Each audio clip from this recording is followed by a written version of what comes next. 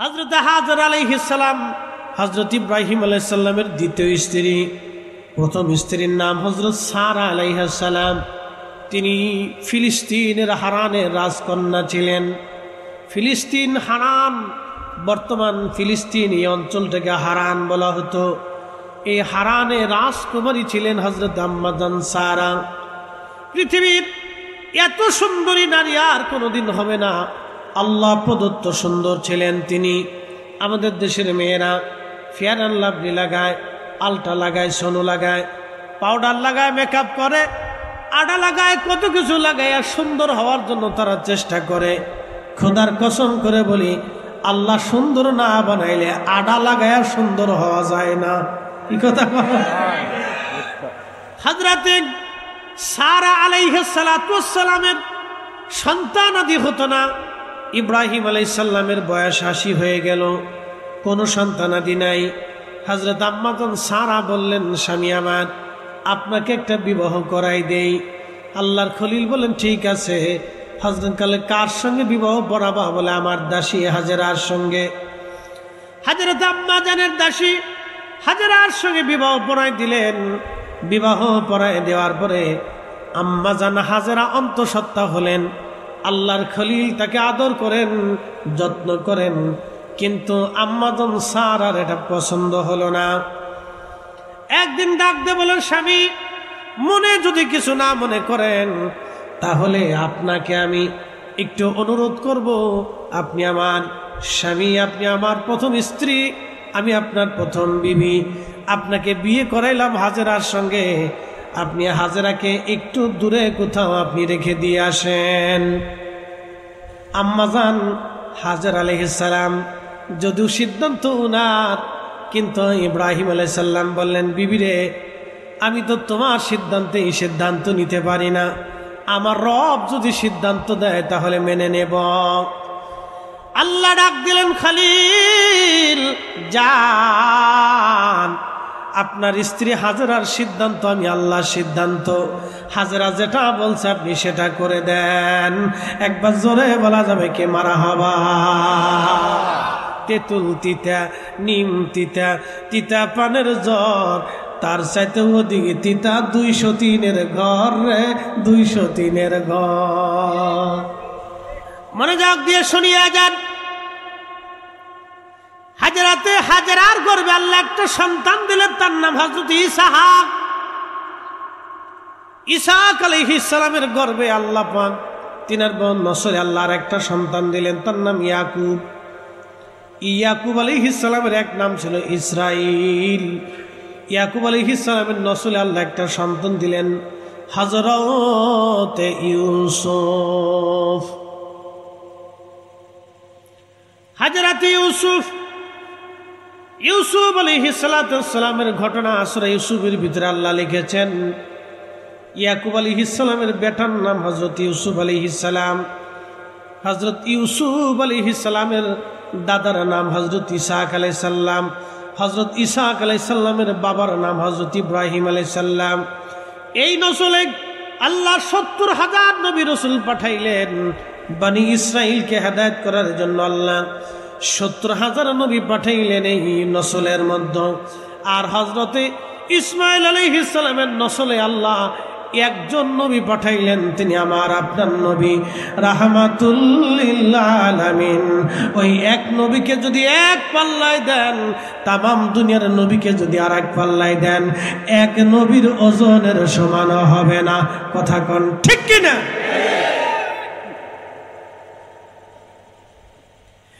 এক নবীকে যদি এক পাল্লায় দেন, সব নবীকে যদি আর এক পাল্লায় দেন, এক নবীর ওজনের সমান হবে না। আমরা সেই নবীর উম্মত, কিন্তু মসজিদে জুতা চুরি করি। আমরা সেই নবীর উম্মত, এত বড় দামি নবীর উম্মত।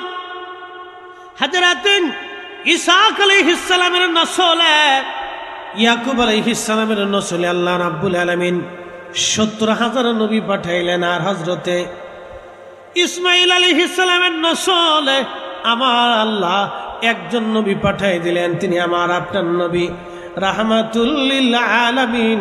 ইসমাঈলকে কেন্দ্র করে বর্তমানে কাবা আর হযরত ইসাককে কেন্দ্র করে বর্তমানে বাইতুল আকসা। এজন্য ইহুদিরা বাইতুল আকসা নিতে চায়, খ্রিস্টানরাও বাইতুল আকসা নিতে চায়, কারণ হযরত ঈসা রুহুল্লাহর জন্ম হয়েছিল বাইতুল আকসায়। ওই বাইতুল আকসাতে মারিয়াম আলাইহিস সালাতু ওয়াস সালাম ছিলেন খাদেমা, হযরত ঈসা আলাইহিস সালামের আম্মা, তিনি এই বাইতুল আকসার খাদেমা ছিলেন। আল্লাহু আকবার। আল্লাহ রাব্বুল আলামিন এই বাইতুল আকসাকে কেন্দ্র করে 70,000 নবী রাসূল আল্লাহ পাঠাইলেন। খ্রিস্টানরাও কয় বাইতুল আকসা আমাদের, ইহুদিরাও কয় বাইতুল আকসা আমাদের, আমরা মুসলমানরাও কই বাইতুল আকসা আমাদের। আসলে এই বাইতুল আকসা কাদের? এখন বলে যায় ইহুদি খ্রিস্টানদের বাইতুল আকসা হতে পারে না। আদম সবিউল্লাহ থেকে ঈসা নবী, আমাদের নবী পর্যন্ত সব নবীর উম্মতেরা ছিল মুসলমান। আমরা এক কালেমায় বিশ্বাসী, লা ইলাহা ইল্লাল্লাহ, আল্লাহ ছাড়া আর কোনো ইলাহা নাই, আল্লাহ ছাড়া কোনো মালিক নাই, আল্লাহ ছাড়া কোনো খালিক নাই, আল্লাহ ছাড়া কোনো রব নাই, আল্লাহ ছাড়া কোনো স্রষ্টা নাই, আল্লাহ ছাড়া কোনো রাজ্জাক নাই। কথা বলেন ঠিক কিনা? হযরতে ইসমাঈল আলাইহিস সালামের নসলে একজন আল্লাহ ইসমাঈল আলাইহিস সালামকে দিয়ে, হাজেরাকে দিয়ে বর্তমান কাবা পাঠাই দিলেন। একটা উটের পিঠে চড়ে আল্লাহর খলিল রওনা হয়ে গেল। রওনা হইয়া বর্তমান কাবা, জমজম কূপ যেখানে, এর পাশে একটা গাছ ছিল তৎকালীন সময়ে। এই গাছের নিচে এসে আল্লাহর খলিল ইব্রাহিম আলাইহিস সালাম হযরত হাজেরাকে নামাই দিলেন। কিছু পানি আর কিছু খেজুর দিয়ে হযরত হাজেরাকে রেখে দিয়ে ইব্রাহিম আলাইহিস সালাম রওনা দিলেন। এমন সময় হযরত হাজেরা আলাইহিস সালাম ইব্রাহিম আলাইহিস সালামের জুব্বা টেনে ধরলেন, পিছন দিক থেকে জুব্বা টেনে ধরলেন, কিন্তু ইব্রাহিম আলাইহিস সালাম দাঁড়াইলেন না, তিনি হাঁটতে লাগলেন। আর হাজেরা জুব্বা আর আসল ধরে ধরে পিছে পিছে হাঁটতে লাগলেন, আর বলতে লাগলেন, স্বামী একটা বার আপনি বলে যান, এই নিঝুম জায়গায় আপনি আমাদেরকে রেখে গেলেন আপনার নিজের ইচ্ছায় না আল্লাহর ইচ্ছায়? ইব্রাহিম আলাইহিস সালাম ডেকে বলেন, বিবি 80 বছর পরে আল্লাহ একটা সন্তান আমাকে দিয়েছে, 80 বছর পরে আল্লাহ আমাকে একটা কলিজার টুকরা দিয়েছে। এই সন্তানটাকে আমি খোদার হুকুমে নির্জনে নিবৃতে বনবাসে গাছের নিচে রেখে যাচ্ছি। বিবিরে, আমি আমার ইচ্ছায় রেখে যাচ্ছি না, এটা আমি আমার আল্লাহর ইচ্ছায় তোমাদেরকে রেখে যাচ্ছি। তখনই হাজরা বললেন, হাসবুনাল্লাহু নি'মাল ওয়াকিল, নি'মাল মাওলা ওয়া নি'মান নাসীর। আল্লাহর খলিলের বিবি আম্মা জান হাজরা ডাক দিয়ে বলতেছে, স্বামী খোদার হুকুমে যেহেতু রেখে যাচ্ছেন, তাহলে আপনি শুনে নেন, আল্লাহ আমাদের রিজিকের ফয়সালা করে দিবে, আল্লাহ আমাদের নিরাপত্তা দিবে, আল্লাহ আমাদের সব ব্যবস্থা করে দিবে। একবার জোরে বলেন আল্লাহু আকবার। এ নারী জাতি, আম্মা জান হাজরা থেকে ধৈর্য শিখা লাগবে তোমার। সেই সময় তিনি একটা শব্দ উচ্চারণ করলেন, হাসবুনাল্লাহু নি'মাল ওয়াকিল, নি'মাল মাওলা ওয়া নি'মান নাসীর। আজকে ফিলিস্তিনের বাচ্চাদেরকে যদি আপনি জিজ্ঞেস করেন কেমন আছো, ওরা বলে আলহামদুলিল্লাহ। আমার দেশের বাচ্চাদেরকে যদি জিজ্ঞেস করেন 2-10 জন নবীর নাম কা বলতে পারে না। যদি বলেন 10 জন নায়কের নাম কা, ওরা বলে দিবে। 10 জন গায়কের নাম কা, ওরা বলে দিবে। 10 জন প্লেয়ারের নাম কা, ওরা বলে দিবে। কিন্তু 10 জন নবীর নাম ওরা বলতে পারে না। এটা আমাদের মায়েদের বাবাদের জীবনের ব্যর্থতা। কথা কন না কেন, ঠিক কিনা? এটা আমাদের ব্যর্থতা। আমরা আমাদের সন্তানদেরকে শিখাই না, নিজেরাও শিখি না, নিজেরা মাহফিলে বসি না, বাচ্চাদেরকে মাহফিলে বসাই না। মনে করছে ঘুমাইয়া ঘুমাইয়া জান্নাতে চলে যাব। হ্যাঁ, মানব জীবন করিও গঠন, হাসিবে তুমি কাঁদিবে ভুবন। এমন জীবন করিও গঠন, হাসিবে তুমি কাঁদিবে ভুবন। এমন জীবন করিও গঠন, হাসিবে তুমি কাঁদিবে ভুবন। ফিলিস্তিনের বাচ্চাদেরকে যদি বলেন কেমন আছো, ওরা বলে আলহামদুলিল্লাহ। কি অবস্থা তোমাদের? খাও কি? তোমাদের পানীয় কি? তোমাদের অবস্থা কি? ওরা ডাক দে বলে হাসবুনাল্লাহু নি'মাল ওয়াকিল নি'মাল মাওলা ওয়া নি'মান নাসীর। আল্লাহর উপর আমাদের ভরসা, আল্লাহ আমাদের জন্য সাহায্যকারী। ফিলিস্তিনের মায়েদের দিকে তাকান, কোন নারী বুরকা ছাড়ে না। দেখবেন সন্তান মরে গেছে কিন্তু হেজাব ছাড়ে না, বাবা মরে গেছে হেজাব ছাড়ে না, স্বামী মরে গেছে হেজাব ছাড়ে না, ভাই মরে গেছে হেজাব ছাড়ে না, বোন মরে গেছে হেজাব ছাড়ে না, মা মরে গেছে হেজাব ছাড়ে না। পরিবারের সবাই শহীদ কিন্তু নারীর হেজাব ছাড়ে না, নারী বোরকা ছাড়ে না। একসাথে বলবেন আল্লাহু আকবার। না না হয় না, আরো জোরে একসাথে বলেন আল্লাহু আকবার। তাহলে আমাদের নারীদের এরকম হেজাব বোরকার দরকার, আমাদের নারীদের বোরকা হেজাবের দরকার, প্রয়োজন। আল্লাহ ফরজ করে দিয়েছেন। মনোযোগ দিয়ে শুনিয়া যান। হযরতে ইব্রাহিম আলাইহিস সালাতু ওয়াস সালাম ইসমাইলকে রেখে চলে গেলেন। যাওয়ার সময় সহিহ বুখারীর কিতাবুল আম্বিয়ার মধ্যে এসেছে, যখন ইসমাইলকে রেখে চলে যাচ্ছিলেন বহুদূর ফিরে তাকায় দেখলেন আর ইসমাইল এবং হাজেরাকে দেখা যায় না। তখনই তিনি কাবার দিকে ফিরে দুই হাত বাড়ায় দিয়া বললেন, এ রাব্বি, তোমার হুকুমে বিজবন নির্জনে আমি আমার সন্তান স্ত্রীকে রেখে যাচ্ছি। আল্লাহ, তুমি তাদের জন্য উত্তম রিজিকের ফয়সালা করো। এই জায়গাটা তুমি আবাদি বানায় দাও, কিয়ামত পর্যন্ত এই জায়গাটা তুমি আবাদি বানায় দাও, এবং এটা হেদায়েতের কেন্দ্রবিন্দু তুমি বানায় দাও। আল্লাহর খলিল দোয়া করলেন, তিনি হাত তুলে হাত বাড়াইয়া তিনি দোয়া করলেন। ওই সময় তার মানে বোঝা গেল, এই দোয়া থেকে বোঝা যায় হাত বাড়িয়ে দোয়া করা, হাত উঠিয়ে দোয়া করা শুধু আমাদের নবীর সুন্নত না, এটা সব নবীর জমানার সুন্নত। একবার জোরে বলা যাবে কি মারহাবা। হাজেরা কি দিয়ে গেছে, ইসমাইল কি দিয়ে গেলেন, দিয়ে যে চলে গেলেন। আবার তিনি হারানে, বর্তমান ফিলিস্তিনে আবার চলে গেলেন আম্মাজান সারার সাথে। আম্মাজান সারার বয়স 100 বছর, আমাদের খুদার খলিলের বয়স 100+10 কি 14। তখন আল্লাহ জিবরাইল আলাইহিস সালামকে দিয়ে 11 জন ফেরেশতা সহ ইব্রাহিম আলাইহিস সালামের বাড়ি পাঠাই দিলেন। আল্লাহর খলিলের একটা আদত ছিল মেহমানদারি করা।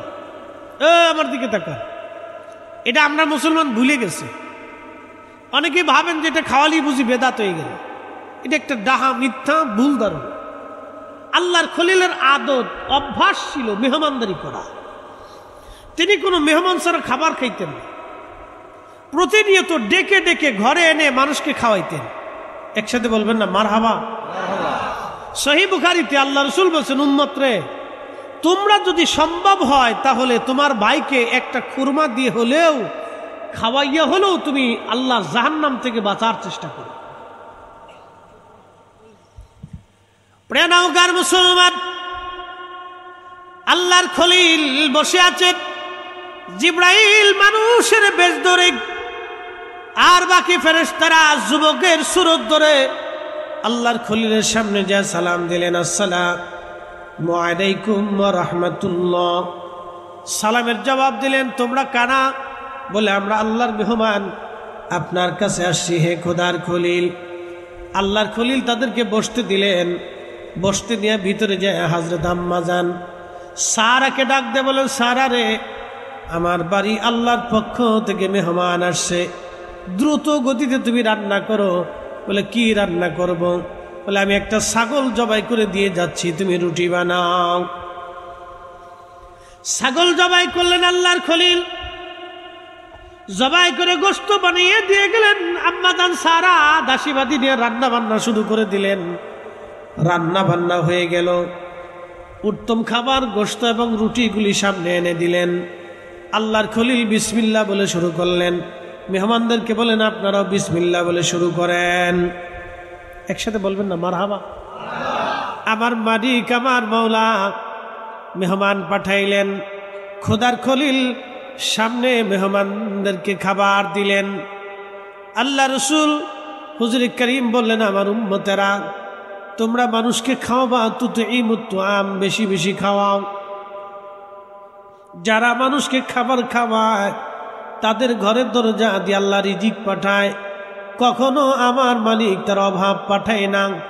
তার বাস্তব প্রমাণ যদি দেখতে চান, ফরিদপুরে আমার পীর মুর্শিদের বর্গা যায় দেখে আসবেন।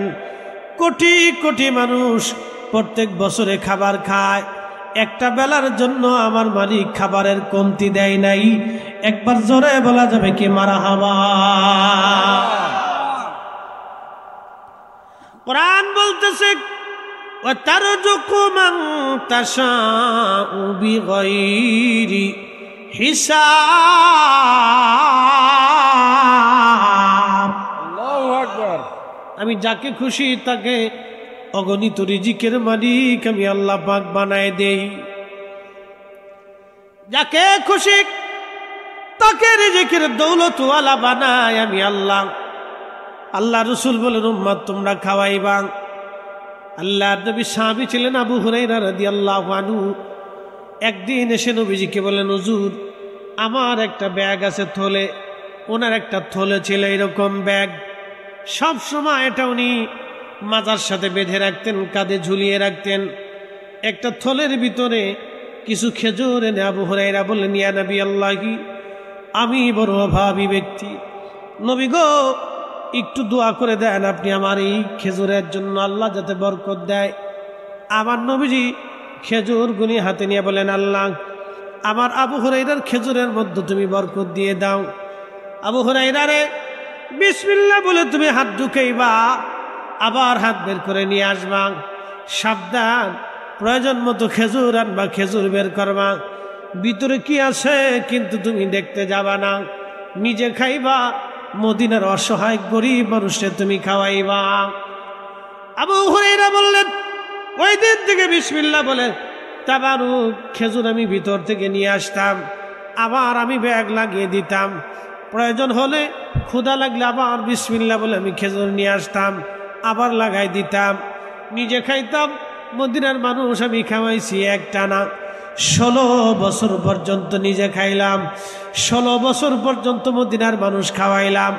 একটা দিনের জন্য খেজুরের কমতি পড়ে নাই। একবার জোরে বলেন আল্লাহু আকবার।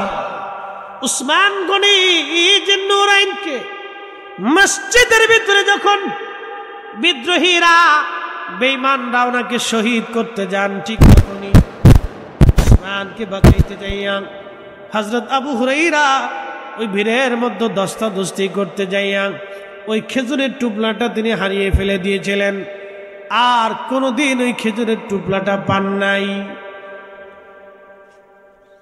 যতদূর সম্ভব নিজে খাবেন, অন্যকে খাওয়াবেন। খাওয়াইলে রিজিক কমে না, মেহমানদারি করলে রিজিক কমে না। আল্লাহ রসুল বলেন, উম্মত রে তোমার ঘরে 4টে রহমত যায়, অথচ তুমি 4টের বেলায় বেজার হও। 1 নম্বরে কারো ঘরে যদি মেয়ের জন্ম হয় তাহলে বুঝবা আল্লাহ রহমত গেছে। 2 নম্বর কারো বাড়ি যদি মেহমান যায় তো বুঝলা রহমত গেছে। 3 নম্বর কারো শরীরে যদি রোগ হয় তাহলে বুঝবা রহমত গেছে। 4র্থ নম্বর যদি আকাশ থেকে বৃষ্টি হয় তখন বুঝবা আল্লাহ রহমত গেছে।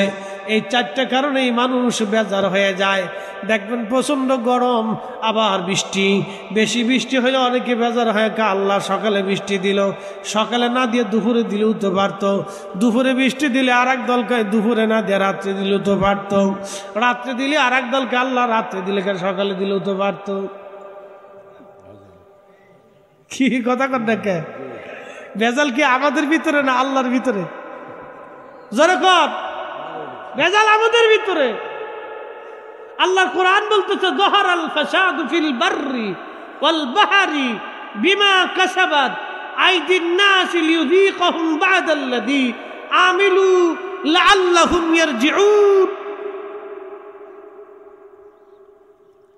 আল্লাহর কোরআনে আল্লাহ বলেন, জলে আর স্থলে বিপদ, প্রচন্ড খরার দুর্ভিক্ষ, কঠিন মুসিবত আমি আল্লাহ তোমাদের উপরে চাপাই দেই।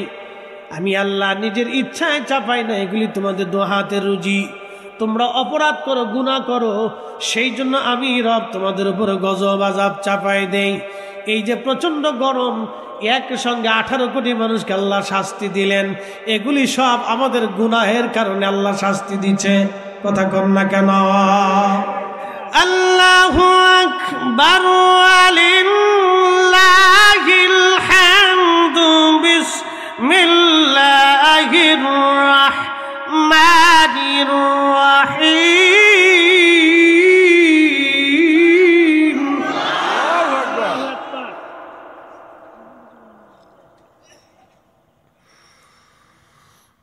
মিল্লাত আবিকুম ইব্রাহিম হুয়া সাম্মাকুমুল মুসলিমিন।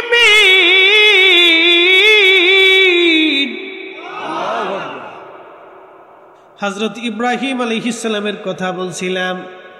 একটু কুরবানির দিকে নিয়ে যাব আপনাদেরকে। কেন, কিভাবে তিনি আল্লাহর হুকুম মান্য করেছিলেন। যুবকরা, তোমরাও শুনে যাও পিতামাতার প্রতি কিভাবে আনুগত্য হতে হয়।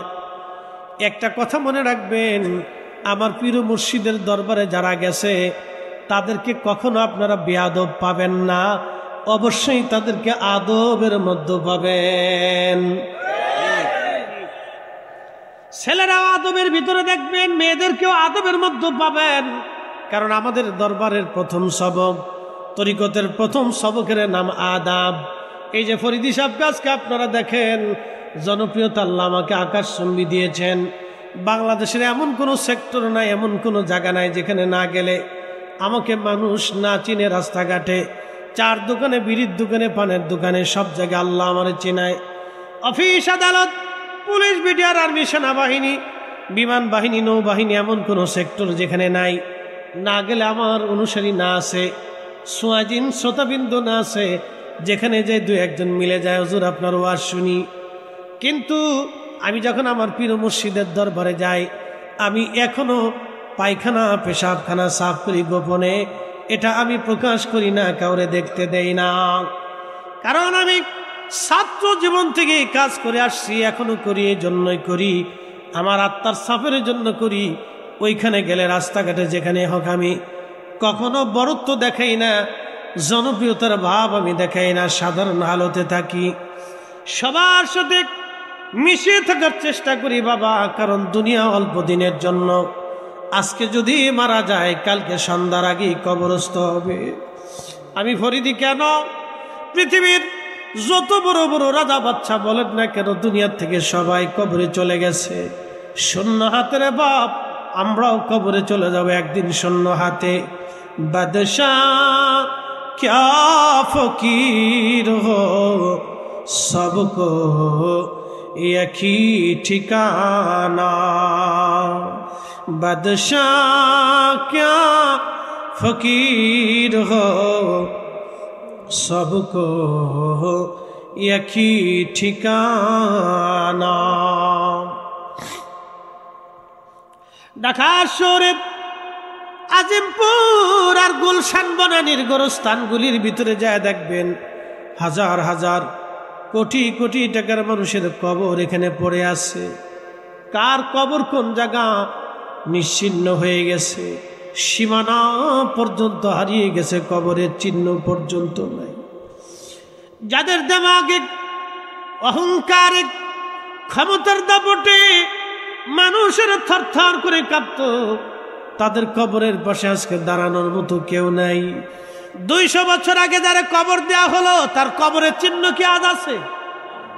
তাহলে আমাদেরও 200 বছর পরে কবরের চিহ্ন কি থাকবে? তাহলে আরেকজনের জমি নিয়ে কেন মারামারি করব? আরেকজনের জমিনের আল কেন ঠেলতে যাব? আরেকজনের সম্পদে, ইজ্জতে কেন আমি হাত দিব? আর একজনের সম্মানে আমি কেন হাত দিব? আর একজনের অর্থের ভিতরে, মালে আমি কেন হাত দিব? যদি 200 বছর পরে আমার কবর হারিয়ে যায়, নিশ্চিহ্ন হয়ে যায়, তাহলে আমি কেন সুদ আর ঘুষের কারবারি করে জীবন গঠন করব? আজকে থেকে নিয়ত করে যাব, রব জীবনে আর কোনোদিন এই ভুল আমি করব না গো আল্লাহ। তোমার আইনে, তোমার বিধানে, তোমার নবীর সুন্নতে, তোমার ওলিদের যেই পথে ওলিরা চলে গেছে সেই পথে জীবন চালায়া আমাদের জীবনকে আখিরাতের জন্য তৈরি করে যাওয়াটাই বুদ্ধিমানের কাজ। যারা তৈরি করে গেছে তারাই বুদ্ধিমান, যারা তৈরি করলো তারা দুনিয়াতে শ্রেষ্ঠ। দেখেন কত শাহজালালের কবর মাটির সাথে মিশে গেছে, কিন্তু সিলেটের শাহজালাল ইয়ামানি মুজাররিদের মাজারে এখনো কোটি কোটি মানুষ প্রত্যেক বছরে জিয়ারতে যায়। কথা বলেন ঠিক কিনা? কে জন্য যায়? এমন যেমন করিয়ে গঠান, হাসিবে তুমি কাঁদিবে ভুবন। আল্লাহকে এমন ভাবে তারা সন্তুষ্ট করে গেলেন, দুনিয়ার মানুষ তাদের জন্য দোয়া করার জন্য যায়। যতদিন বাংলার জমিনের আকাশে আযান চলমান থাকবে, কালেমার পতাকা উড্ডীন থাকবে, ততদিন শাহজালাল ইয়ামানি মুজাররিদের জিয়ারত চলমান থাকবে, শাহ আলী বাগদাদের জিয়ারত চলবে, খান জাহান আলীর জিয়ারত চলবে, মাহেশ্বরের জিয়ারত চলতে থাকবে। আর রাজশাহীতে শাহ মাকদুমের জিয়ারত চলতে থাকবে, কোনোদিন বন্ধ হবে না, কারণ তারা আল্লাহকে খুশি করে গেলেন, সন্তুষ্ট করে গেলেন। আমাদেরকেও আল্লাহকে সন্তুষ্ট করে যাওয়া লাগবে। কবর হারিয়ে যাবে, নিশ্চিহ্ন হয়ে যাবে কবর, আমাদের কিছুই থাকবে না। খুশি করেছিলেন ইব্রাহিম আলাইহিস সালাম, সন্তানকে রেখে চলে গেলেন, বহুদিন পার হয়ে গেল। আল্লাহ বললেন, ইব্রাহিম তুমি তোমার প্রিয় বস্তু কুরবানি করো। ইব্রাহিম আলাইহিস সালাম সুদূর ফিলিস্তিন থেকে, বর্তমান ফিলিস্তিন, তখন নাম ছিল হারান, এই হারান অঞ্চল থেকে নিজে উটের পিঠে চড় হয়ে ইব্রাহিম আলাইহিস সালাম বর্তমান বাইতুল্লাহতে আসলেন। আসার পরে দেখলেন বিরাট বড় জনবসতি। এই জনবসতি দেখিয়া আল্লাহর খলিল ইব্রাহিম আলাইহিস সালাম খোঁজ নিয়া হযরত ইসমাইলকে পাইলেন পরিণত বয়সে।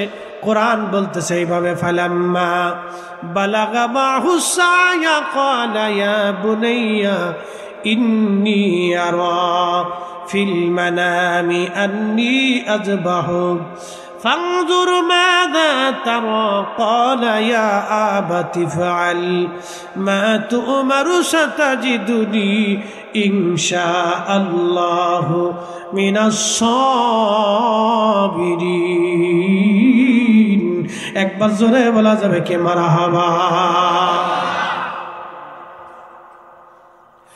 আল্লাহর খলিল ডাক দে বলতেছে, হে ইসমাইল, ফালাম্মা বালাগা মাহুস সায়া, ইব্রাহিম বালেগ হয়ে গেলেন, ইসমাইল পরিণত বয়সে উপনীত হলেন, বুঝার শক্তি হলো, তিনি বালেগ হলেন।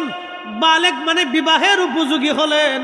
তার মানে কেউ বলেছেন 15, 16, 17 বছর বয়স, কেউ বলেছেন 18, কেউ 12, বিভিন্ন জনের বিভিন্ন উক্তি। পরিণত বয়সে উপনীত হলেন। ইসমাইল আলাইহিস সালামকে ইব্রাহিম আলাইহিস সালাম বলেন, বেটারে, ইন্নী আরা ফিল মানাম, আমি স্বপ্ন দেখলাম, আন্নী আযবাহুক, আমি তোমার জবাই করতেছি, কুরবানি দিচ্ছি। আল্লাহ আমাকে হুকুম দিয়েছেন তোমাকে কুরবানি করা। বেটা তুমি বলো, তুমি এই কুরবানিতে রাজি আছো কিনা? এই যুবকরা, ছেলেরা, ভালো করে শুনে নাও, মা বোনরা শুনিয়া যান। নিজের সন্তানকে বাবা মার প্রতি আনুগত্য শিখাবেন, আনুগত্য শিখাবেন, মুরব্বীদের প্রতি সম্মান শিখাবেন, তাজিম শিখাবেন। যদি আপনি তাজিম না শিখান তাহলে এই বাচ্চা ভবিষ্যতে বেয়াদব হয়ে যাবে। এই জন্য আমাদের তরিকতের প্রথম সবকের নাম হলো আদব। আদব, আদব যারা নাই সে বেয়াদব। আর বেয়াদব যত বড় আলেম হোক না কেন, ওই বেয়াদবের 4 পয়সাও সমাজে মূল্য নাই। কথা কর না কেন, ঠিক কিনা? আচ্ছা, আপনাদের মসজিদের ইমাম সাহেব যদি হুজুরে ধমক দেয়, মুরব্বী বাবা যদি ধমক দেয়, তাহলে আপনারা মানবেন নি? ইমাম সাহেবকে রাখবেন নি? তো সবাই কি বলবো, যে ইমাম সাহেব লোক বালা না, তার আদব নাই। ধরেন আর কি, আমি একটা উপমা দিলাম। ইমাম সাহেব কিন্তু সম্মানিত, তিনি আলেম, তিনি সম্মানিত ব্যক্তি, তিনি জানলে বলা, তিনি আলেম, কিন্তু তারপরে আপনার কাছ থেকে হৃদয় থেকে শ্রদ্ধা উঠে গেল। কারণ কি? সেই মুরব্বীর সাথে বেয়াদবি করছে। তার মানে বোঝা গেল, আদবহীন লোক যত বড় আলেম হোক, যত বড় জ্ঞানী হোক, তার 4 পয়সাও দাম নেই। হযরত ইসমাইল ডাকতে বলতেছে, আব্বাজান, ও আব্বাজান, আপনাকে আল্লাহ স্বপ্ন দেখিয়েছেন, আদিষ্ঠিত করেছেন, হুকুম দিয়েছেন আমাকে কুরবানি করা। আব্বাজান আপনি চিন্তা করেন না, সাতাজিদুনি ইনশাআল্লাহু মিনাস সাবিরিন। ইনশাআল্লাহ, আল্লাহ চাহে তো আপনি আমাকে সবরকারীর মধ্যে পাবেন। আপনি কুরবানি করে দেন আব্বাজান, কোনো চিন্তা নাই, আমি সব মেনে নিলাম। আর আমাদের দেশের ছেলেদেরকে যদি বাবা বলে বেটা এটা নিয়ে আসো, তুমি যাও, বাবার এটা খাইতে মন চাইছে, আরে খাইও, কথা কর না কে, আদব আছে? এ নওগাঁর মুসলমান, ইব্রাহিম আলাইহিস সালাম বিবির কাছে যা বলেন, বিবি সন্তানকে সুন্দর কাপড় চোপড় পরে সাজায় দাও, নিয়ে যাব তাকে আমি। সন্তানকে নিয়ে যাওয়ার সময় হলো, সুন্দর কাপড় পরিয়ে গোসলাদি করে সন্তানকে আদর করে দিয়ে দিলেন। বর্তমান মিনা প্রান্তরে যেখানে শয়তানকে পাথর মারা হয় ওইখানে চলে গেলেন। আর অমন সময় শয়তান ডাক ডাকে, ইসমাইল তোমাকে জবাই করার জন্য নিয়ে যাচ্ছে। তখন ইসমাইল আলাইহিস সালাম পাথর নিক্ষেপ করেন, দূর হ শয়তান, আমার আব্বাজান আল্লাহর হুকুমে আমাকে কুরবানি করার জন্য নিয়ে যাচ্ছেন, তুই এখানে কেন আসছিস? আল্লাহর খলিল পাথর নিক্ষেপ করলেন, শয়তান ধসে গেল। এইখানে গেলে এখনো শয়তানকে পাথর মারা হয়, যদিও শয়তান ওইখানে নাই, কিন্তু শয়তানকে পাথর মেরে সেই দিনের আনুগত্যটাকে স্মরণ করা হয়। এখন শয়তানকে কেন পাথর মারে? সন্তান তো নাই ওখানে, তো পাথর কেন মারবে? ওই যে বাবার প্রতি সন্তানের আনুগত্য এবং আল্লাহর বান্দা কর্তৃক আল্লাহর প্রতি আনুগত্য, যে রব হুকুম দিছে কুরবানি করার জন্য, ইব্রাহিম আলাইহিস সালাম কুরবানি করবেই। ইসমাইল আলাইহিস সালাম বলতেছেন, আমার আব্বাজানকে আল্লাহ হুকুম দিয়েছে, আমাকে কুরবানি হতেই হবে।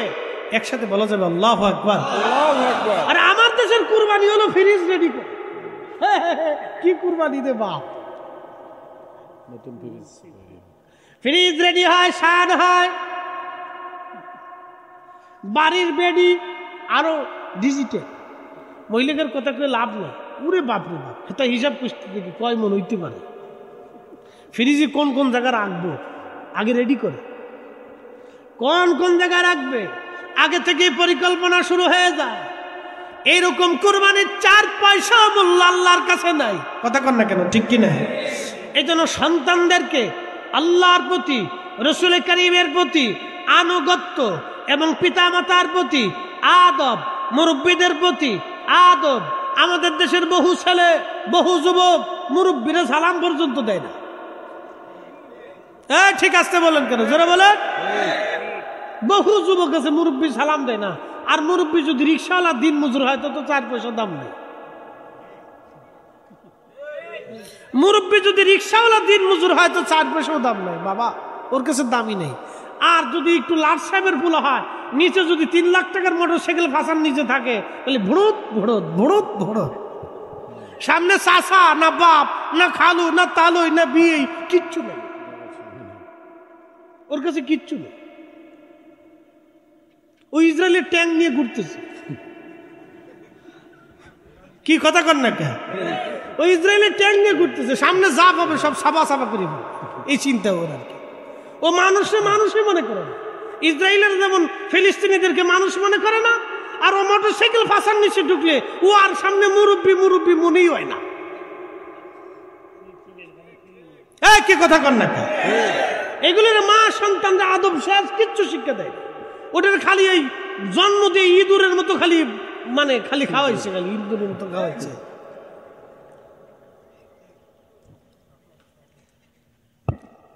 কষ্ট হইতেছে আপনাদের? উচিত কথাই কিন্তু মাই বেজার হয়ে যায়। ডাইল ভাতে কুটুম বেজার হয়, আর গরম ভাতে বিলাই বেজার হয়।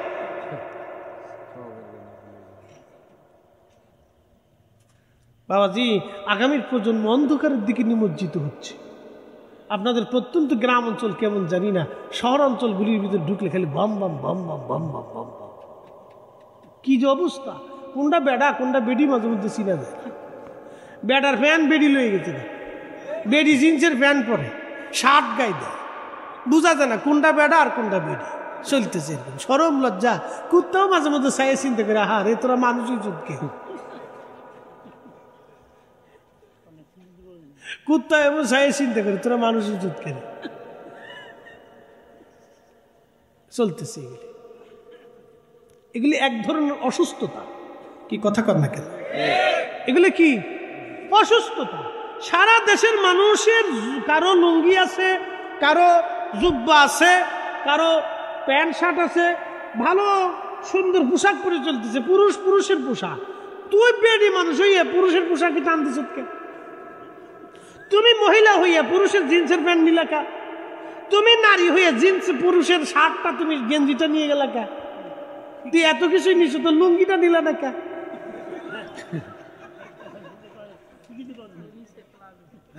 লুঙ্গিটাও নিয়ে যাও, জাঙ্গিটাও লয়ে যাও, যাও লয়ে যাও। আমরা লুঙ্গি জাঙ্গে তোমরা সব লয়ে যাও, তোমরা ওই পায়জামা কি ট্রাউজার আর কি সেলার কামড় আমরা দিয়ে দাও, যাও হয়ে গেল। পাগল দেশে কত কোয়ালিটির হয়েছে বাবা। এগুলি এক ধরনের অসুস্থতা। কি কথা কর না কেন, ঠিক কিনা? নারী নারীর পোশাকে থাকবে, পুরুষ পুরুষের পোশাকে থাকবে। কথা কর না কেন, ঠিক কিনা? সে কোন ধর্মের সেটা আমার বিষয় না। নারী নারীর পোশাকে, পুরুষ পুরুষের পোশাকে। আল্লাহ নারীকে নারীর আকৃতিতে তৈরি করছে, পুরুষকে পুরুষের আকৃতি। আচ্ছা কোন তো ছাগল কোনোদিন বাঘ হইতে পারে? নারী কোনদিন পুরুষ হইতে পারে? এটা বুঝে না। এত কিছু ভাঙি চলে পেলে শেষে আমরা আর বাড়ি থাকতে দিবে না। এমনি আসার সময় আগেই বলে দিয়েছে সাবধান, মহিলাদের বিরুদ্ধে ওয়াজ করলে খাওয়ান কিন্তু নসিব হবে না। আমার বাড়িতে একবারে গ্রিন সিগন্যাল রেড সিগন্যাল দিয়ে দিছে। আমি না অসুবিধা নেই, বলবার না কিছু, রেড সিগন্যাল দিয়ে দিছে। কেমনি আমার ওয়াজ শুনছে, এক জায়গায় ওয়াজ করছিলাম, ওটা ইউটিউবে ঢুকছে, ঘুরতে ঘুরতে ওনার দায় চলে গেছে। তো ধাতারি মারছি কায়দা মতো, 4 তারিখ জায়গায় খাওয়ান টান হবে না। কারণটা কি? তুমি বেডি মানুষের বিরুদ্ধে ওয়াজ করো। আমাকে সর্বনাশ মাইরি ফেলছে রে। খুব মনোযোগ দিয়ে হযরত ইব্রাহিম আলাইহিস সালাম সন্তানকে নিয়ে গেলেন। শেষ ওয়াজ আমার মা বোনেরা শুনে যাবেন, যুবকরাও শুনে যাও। আল্লাহর খলিল মিনা প্রান্তরে যেখানে আপনারা দেখবেন একটা চিহ্ন সেখানে এখনো আছে। হযরত ইব্রাহিম আলাইহিস সালাম ছোট্ট একটা টিলার উপরে হযরত ইসমাইল আলাইহিস সালামকে নিয়ে গেলেন। ছুরিতে ধার দেওয়া হচ্ছে। পৃথিবীর কেউ নাই, শুধু ইব্রাহিম এবং ইসমাইল। জনমানবহীন নির্জন। আল্লাহর খলিল ছুরির মধ্যে শান দিচ্ছে, পাথরের মধ্যে ছুরিটাকে ধার দিচ্ছিলেন। ইসমাইল আলাইহিস সালাম ডাক দেয়া বলেন, আব্বা জান, আপনি তো এখন আমাকে কুরবানি করে দিবেন, খোদার হুকুমে আপনি আমাকে জবাই করে দিবেন আব্বা জান। তাহলে 2টা ওসিয়ত আপনাকে করে যাই, 2টা অনুরোধ আপনাকে করে আব্বা জান দয়া করে রাখবেন। দেখেন একটা সন্তান তার বাবাকে বিনয়ের সাথে বলছে, আব্বা জান আমাকে জবাই করার আগে ছুরিতে ভালো করে আপনি একটু শান দিবেন, আর আমার হাত পা গুলি শক্ত করে আব্বাজান বেঁধে দিবেন, যাতে আমি নড়াচড়া করতে না পারি। যদি লড়াচড়া হয় তাহলে আপনাকে কুরবানি করতে বাধাগ্রস্ত হবে। আব্বাজান আপনি আমার চোখগুলি সুন্দর করে বেঁধে দিবেন, আর আমাকে উপর করে শোয়াবেন, আর আপনি আব্বাজান আপনার চোখগুলি সুন্দর করে আপনি বেঁধে নিবেন। বাবা গো, চোখগুলি এই জন্য বাঁধবেন, আপনি যদি চোখে দেখে আমার চেহারার দিকে তাকাইয়া জবাই দিতে যান, সন্তানের মায়ায় পড়ে আপনার জবাই নাও হতে পারে। খোদার হুকুম মানতে আপনার এই হুকুম মানতে আপনার অসুবিধা হতে পারে গো আব্বাজান। যদি আমার মোহে পড়ে খোদার হুকুমে আপনি দেরি করে ফেলেন, আল্লাহ বেজার হয়ে যাবে। একটা সন্তান তার বাবাকে কত বিনয়ের সঙ্গে খোদার কথা স্মরণ করিয়ে দিচ্ছে। বুঝতে পারেন কলিজার ভিতরে 80 বছর পরে আল্লাহ একটা সন্তান দিয়েছিলেন। কলিজার মধ্যে কেমন করে ব্যথা হতে পারে। সন্তান বলতেছিল, আব্বা জান আমার জামাটা খুলে নিয়ে যাবেন, মায়ের কাছে পৌঁছাইবেন, মাকে বলবেন মা যেন আমার জন্য দোয়া করে। এই জামাটা দেখে দেখে আম্মা যেন আমাকে দোয়া করে দেয়, মা যেন আমাকে দোয়া করে দেয়। যুবক বন্ধু, হযরত ইসমাঈল আলাইহিস সালামের কথাগুলি শুনে ইব্রাহিম আলাইহিস সালামের কেমন লাগতে পারে, কিন্তু একটাই কথা, খোদার হুকুম আজকে পালন করতেই হবে।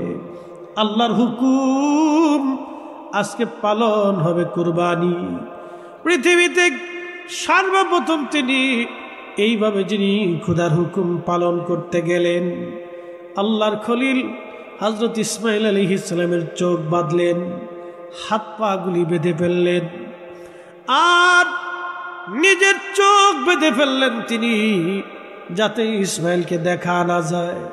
আল্লাহু আকবার। ছুরি মাথার উপর উঠাইয়া বিসমিল্লাহি আল্লাহু আকবার বলে যখন ছুরি ইসমাঈল আলাইহিস সালামের গলা বরাবর চালাইতে লাগলেন, নামাইতে লাগলেন, জিবরাইল বলতেছিল, হুজুর আমি তখন আল্লাহ পাকের আরশে মুআল্লার নিচে সিদরাতুল মুনতাহার পাশে ছিলাম। আমার মালিক ডাক দিছে, জিবরাইল তাড়াতাড়ি জান্নাত থেকে 40 বছর ধরে যে দুম্বাটা লালন পালন হয়, জান্নাতি ঘাস দুম্বা খেয়ে যে দুম্বাটা লালিত পালিত হচ্ছে, ওই দুম্বাটা নিয়ে আমার ইসমাঈলকে ছুরির নিচ থেকে সরাইয়া আমার খলিলের ছুরির নিচে দুম্বাখানা চালাইয়া দাও। একবার জোরে বলা যাবে কি আল্লাহু আকবার। কুরবানি ছুরি পড়তেছিল বিসমিল্লাহি আল্লাহু আকবার বলে, ছুরি পড়তেছিল বিসমিল্লাহি আল্লাহু আকবার বলে। জান্নাত থেকে দুম্বা টান দিয়ে এনে জিবরাইল বলে, হুজুর এত দ্রুত গতিতে আমি আসছিলাম, ওই দিন আমার কষ্ট হয়েছিল নবী গো।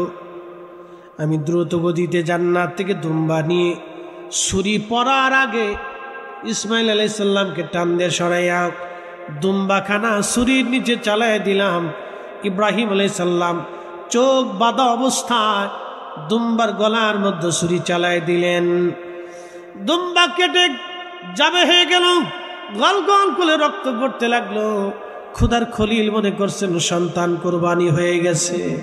আহা, উনি যখন ছুরি উঠাইয়া চোখের পট্টি বাঁধনটা খুলে দেখলেন, দুম্বা ছটফট করে ডান দিকে তাকায় দেখেন জিবরাইল আর ইসমাঈল আলাইহিমুস সালাম দুইজন দাঁড়ায় দাঁড়ায় মুস্কি মুস্কি হাসতেছে। একবার জোরে বলা যাবে কি আল্লাহু আকবার। আল্লাহ কি ধন চায় না মন চায়? মন চায়। জোরে বলেন মন চায়। আরো জোরে বলেন কি চায়? আল্লাহ মন চায়, মন মন মন, হৃদয় আনুগত্য আল্লাহ চায়, আনুগত্য আল্লাহ চায়, আনুগত্য চায়, আনুগত্য চায়, প্রেম চায়, ভালোবাসা চায় আল্লাহ। আল্লাহ ভালোবাসা চায় বান্দার থেকে।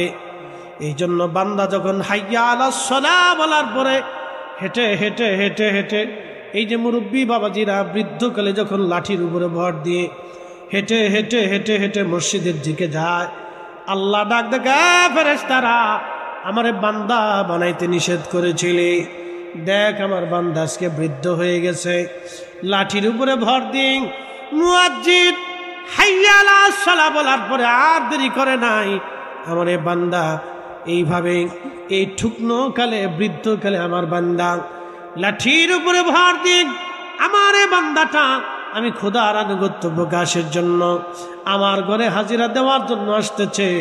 এ ফেরেশতারা, তোমরা না আমার বান্দা তৈরি করতে নিষেধ করছিলা, যা তোরা সাক্ষী থাক, আমি আমার এই বান্দার জীবনের সব গুনাহগুলি আমি আল্লাহ মাফ করে দিলাম। একবার জোরে বলা যাবে কি আল্লাহু আকবার।